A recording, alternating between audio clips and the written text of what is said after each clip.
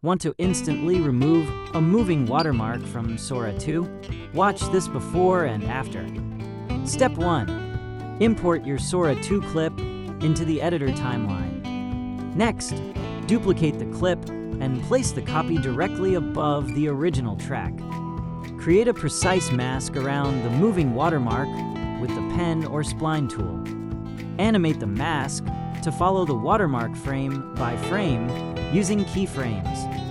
Feather the mask edges and enable tracking for smooth, natural blending. Apply content-aware fill or patch using the duplicate layer inside the mask.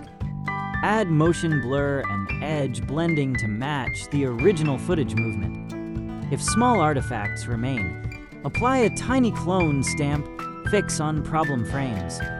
Preview side by side. Scrub through the timeline and fine-tune mask keyframes as needed. Export with H.264, high bitrate, match source frame rate, and enable fast start for web. Quick recap: duplicate, mask, track, fill, refine, export. You're done.